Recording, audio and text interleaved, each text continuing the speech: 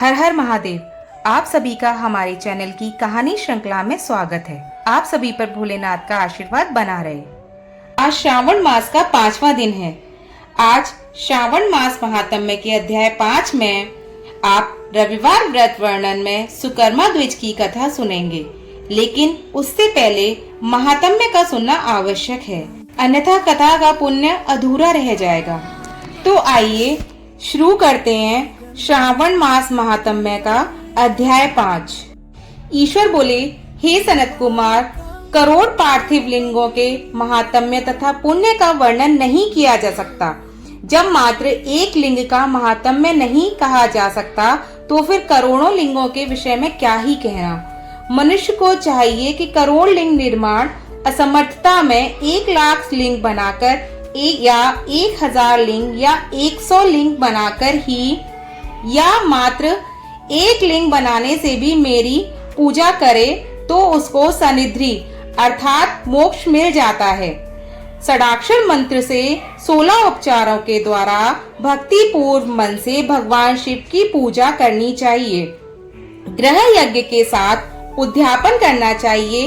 उसके बाद हवन करना चाहिए और ब्राह्मणों को भोजन कराना चाहिए। हे सनत कुमार, इस अनुष्ठान को करने वाले की अकाल मृत्यु नहीं होती।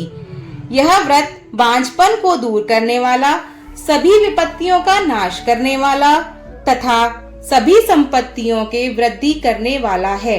मृत्यु के पश्चात ऐसा मनुष्य काल कालांतर तक मेरे समीप कैलाशवास में रहता है।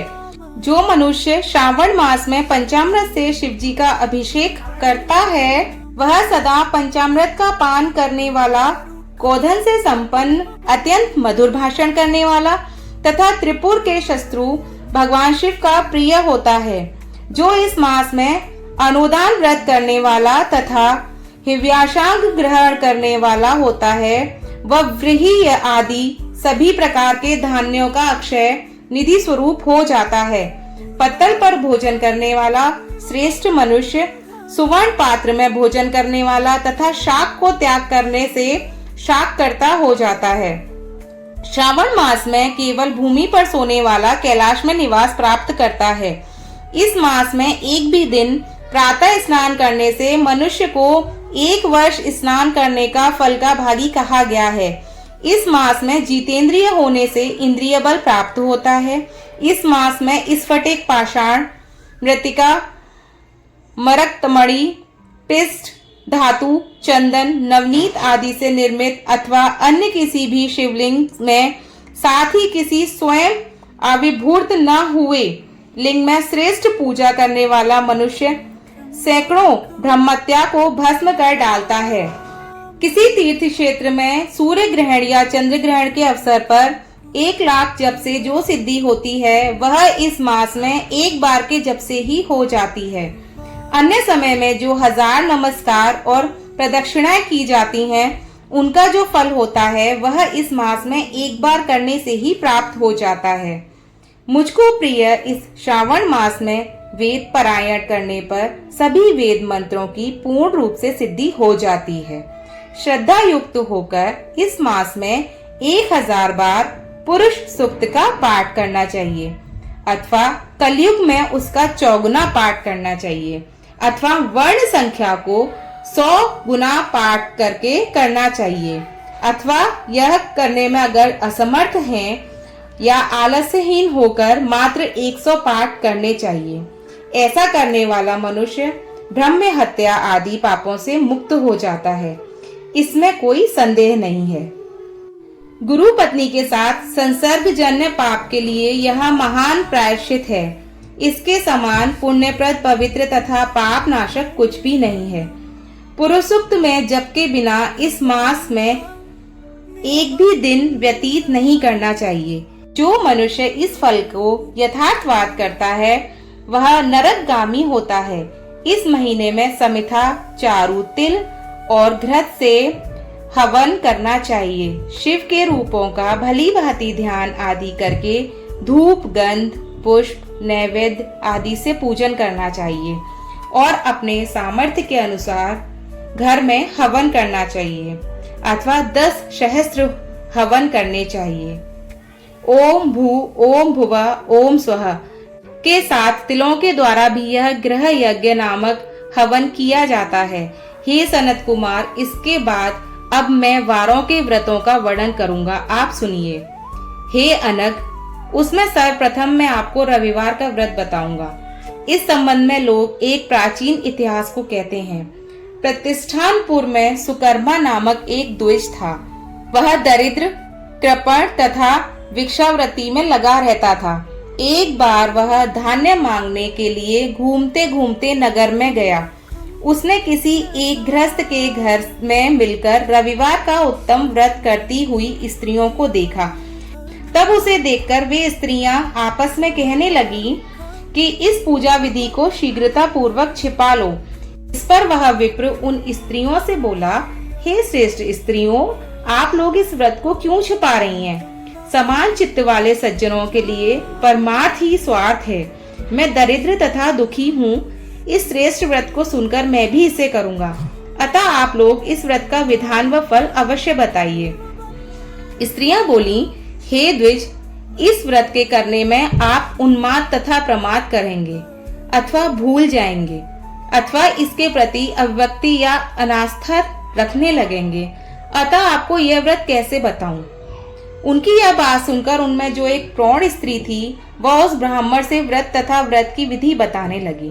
हे ब्राह्मण, श्रावण मास में शुक्ल पक्ष के प्रथम रविवार को मौन होकर उठ करके शीतल जल से स्नान करें।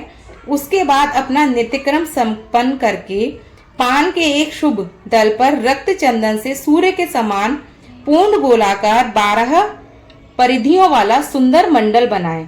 उस मंडल में रक्त चंदन से संज्ञा सहित सूर्य का पूजन करें। इसके बाद घुटनों के बल भूमि पर झुककर 12 मंडलों पर अलग अलग रक्त चंदन तथा जपा कुसुम से मिश्रित अर्घ श्रद्धा भक्ति पूर्वक सूर्य को विधिवत प्रदान करें और लाल अक्षत, जपा कुसुम तथा अन्य वस्तुओं से पूजन करें। इसके बाद मिश्री से युक्त नारियल के केले के बीज का नैवेद्य अर्पित करके आदित्य मंत्रों से सूर्य की स्तुति करें और श्रेष्ठ 12 मंत्रों से 12 नमस्कार तथा प्रदक्षिणाएं करें। इसके बाद 6 तंतुओं से बनाए गए सूत्र में 6 ग्रंथियां बनाकर देवेश सूर्य को अर्पण करके उसे अपने गले में बांधें और पुनः 12 फलों से युक्त वस्तुएं ब्राह्मण को प्रदान करें।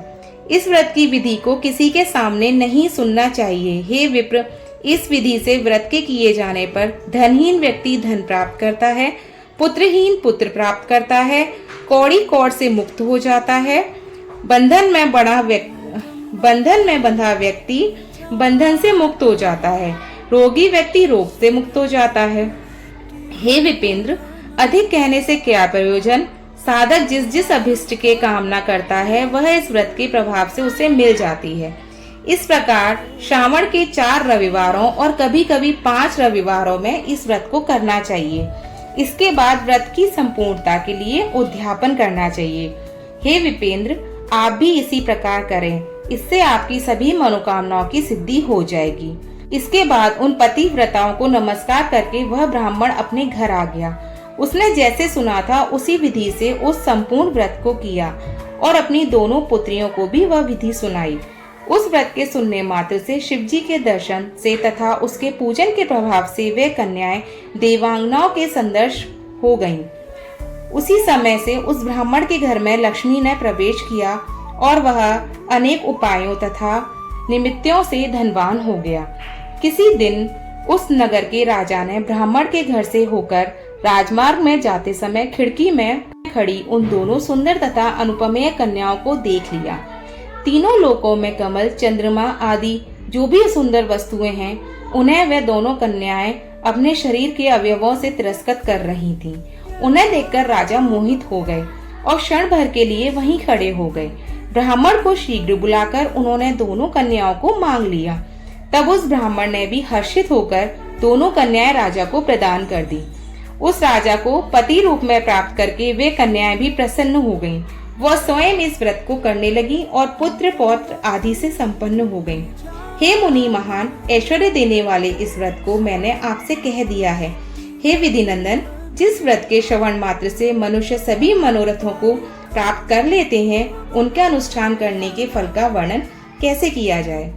इस प्रकार श्री स्कंद पुराण के अंतर्गत ईश्वर सनत कुमार संवाद में श्रावण मास महात्म्य में प्रकीर्णक नाना व्रत रविवार व्रतांदी कथन नामक 5वां अध्याय पूर्ण हुआ।